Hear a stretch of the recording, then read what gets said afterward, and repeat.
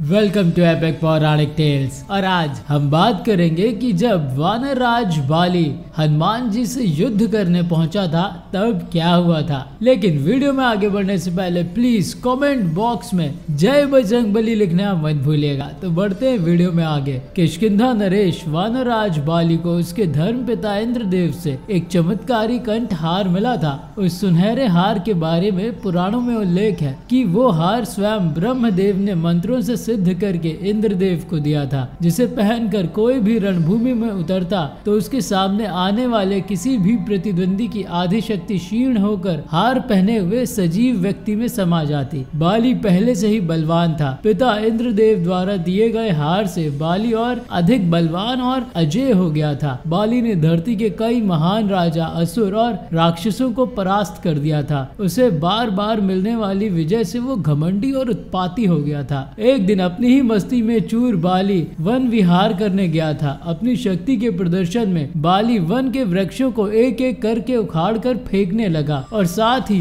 जोर जोर से बड़ी आवाज में हुंकार भरने लगा। उसी वन के एक वृक्ष के नीचे परम शक्ति स्रोत महाबली हनुमान श्री राम का ध्यान करते हुए बैठे थे। बाली के हुंकार भरने से और वृक्षों को उखाड़ फेंकने से बजरंगबली के श्री राम ध्यान में विघ्न उत्पन्न हुआ। हनुमान जी अपना आसन तोड़कर उठे और बाली को समझाया, हे वानरराज बाली, आपका बल और शौर्य पूरा संसार जानता है, तो कृपया इस वन की शांति भंग ना करें और मेरे प्रभु श्री राम के ध्यान में बाधा ना डालें। हनुमान जी के विनम्रता से समझाने पर भी अहंकारी बाली ने प्रति उत्तर में हनुमान जी को बुरा भला कहा और प्रभु श्री राम को भी ललकारा। वो बोला, तू जिसकी पूजा करता है मैं उस राम को भी युद्ध में परास्त कर सकता हूँ, तू चाहे तो खुद भी प्रयास कर ले। महाबली विनम्र स्वभाव वाले हनुमान जी कभी युद्ध नहीं चाहते थे, पर घमंडी बाली ने प्रभु श्री राम को ललकारा। ये बात हनुमान जी को पसंद नहीं आई, इसलिए उन्होंने बाली की चुनौती स्वीकार कर ली। दूसरे दिन दोनों में मल्ल युद्ध होने वाला था।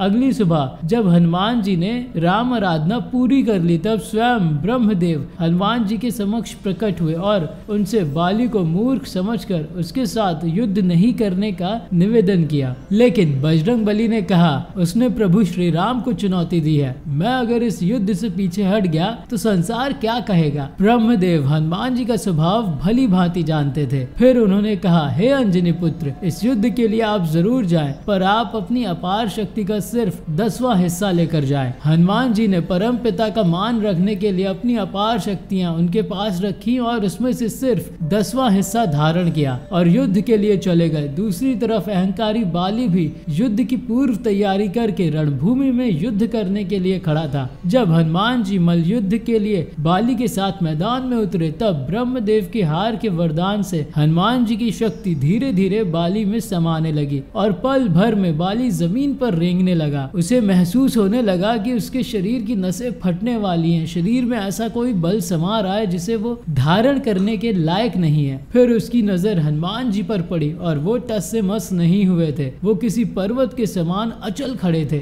बाली ने कांपने वाले हाथों से गले में से हार निकाल दिया और हनुमान जी के चरणों में गिरकर क्षमा याचना की। अपने द्वारा किए गए प्रभु श्री राम के अपमान के लिए वो लज्जित था। फिर विनम्र हनुमान जी ने बाली को माफ कर दिया और वहां से अंतर ध्यान हो गए। आई होप कि आपको मेरे वीडियोस पसंद आ रहे होंगे। अगर आ रहे हैं तो प्लीज चैनल को सब्सक्राइब करिए और नोटिफिकेशन बेल आइकन पर क्लिक करिए। Stay tuned.